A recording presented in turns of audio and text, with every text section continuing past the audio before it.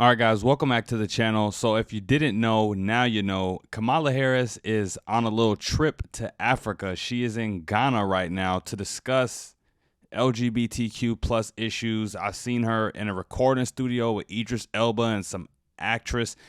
I'm not sure exactly what the point of her being there is, but many African people have mixed feelings because, they think that, she can barely do her job here, so why is she going there to try to preach and lecture African people about how they live their life?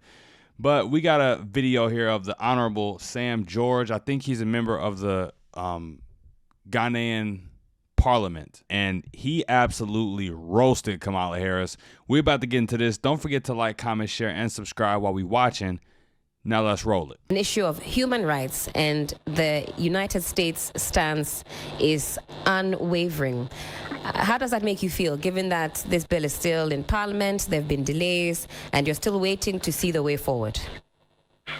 Well, first and foremost, Kamala Harris's opinion is of no consequence here in Ghana. Our laws and legislation. Sam George, you say the U.S. Vice President's opinion is of no consequence to us. It's an opinion. Everybody has one. It's like a nose. It has absolutely. I think the Parliament of Ghana is going to be guided by the opinion of the Vice President of a country that is one of the biggest abusers of human rights on human rights. Please, let's get serious. You understand me? Like I said, barely 2 hours after Kamala Harris shared her unwanted and unneeded opinion on human rights, a Ghanaian woman, 28 years old, walked into an American classroom and killed 3 American children and 3 American teachers. Children's rights are human rights. Those teachers who were gunned down based on the senseless gun violence in America have human rights. What has she done in her country to ensure the rights of Americans? Does she have the moral rights and turpitude to talk to us or give a lecture on what constitutes human rights, when in her own country the rights of children and their teachers are being trampled and destroyed in such a manner? She's a woman of color. What has she done about the uncontrolled and unbridled attack on persons of color by white police officers in her country? So, and you say until these issues in her home country are dealt with, addressed, she has no right to comment on a bill that has been described as draconian, stepping on human rights, and so on and so forth. You have not taken the log out of your eye. You want to take the speck out of someone's eye. So he said you haven't taken the log out of your eye yet. You want to take the speck out of someone else's eye. Now, obviously, I wanted to play the whole thing in its entirety because obviously at the end there, he did mention something that I disagree with, the way he described it, the unbridled, attack on people of color in America. There really isn't an unbridled attack from white officers. If you look at the stats just don't show that. But I thought it was important to play the whole thing in its entirety just because it just goes to show you that when you are on the outside looking in, you don't know exactly what's going on. You don't have all of the facts, and you kind of just have to rely on the depictions and information that other people give you about a given country. Clearly, he doesn't know the intricacies of quote unquote police brutality in this country. He doesn't know everything about it. He just hears how it's characterized by other people, and he described it based on the, typical leftist characterization. But other than that, other than a part at the end, I pretty much agree with everything that he said there. Why are we getting involved? And typically people on the left don't like it when America gets involved in other people's conflicts, other countries' conflicts. But when it's about LGBTQ rights, apparently they don't care if we get involved in other people's government and in other people's countries. Clearly, the parliament, lawmakers, and citizens of Africa go by a different moral code than we do, because over there, they still see, homosexuality as a sin, vastly. The majority of the people there, they still see it as a sin. they don't want it to seep in and creep in and take over in their society the way that it has here. I don't blame them for not wanting to follow in our footsteps. So all in all, a pretty good response from Mr. Sam George. He may have, not had all the statistics and, not given 100% accurate depiction of what goes on in America. But it all depends on how things are presented to you when you in another country speaking on, a foreign country. And, I'm pretty sure he has much to deal with being a member of parliament, that he doesn't have time to try to, lecture us in America and tell Americans how they need to live their lives. Now, moving on, we have some footage of Kamala and the Ghanaian president addressing journalists and reporters, asking them questions. So we're about to roll this. Let's take a look at it. Thank you both for taking the time. Zolan Kano-Youngs from the New York Times. Madam Vice President, you have made clear that the message of this trip is centered on a collaborative future. At the same time, the Biden administration committed to calling out any foreign government that advanced anti-gay legislation or violates human rights. All three of the countries that you are visiting on this trip have advanced or proposed anti-gay legislation. Ghana has proposed a bill that would imprison those that engage in same-sex intercourse. Gay sex remains a crime in Tanzania, and same-sex relationships are outlawed in Zambia. What have you said to the president and plan to say to other leaders on this trip about the crackdown on human rights? And for the president as well, you've talked about the proliferation of terrorist groups across the region, as well as pirate activities along the Western African coast. What does the presence of the Wagner Group say about past U.S. support when it comes to security? What more do you need from the United States to combat this threat? And also, can you confirm that al-Qaeda has a presence currently in Ghana? The audio broke up a little bit while the journalist was speaking, but he mentioned Ghana, Tanzania, and Zambia as the three places that Kamala will be visiting while she's over there in Africa. The first question that sticks out to me and what I ask is, why is an American journalist from New York asking the questions over here?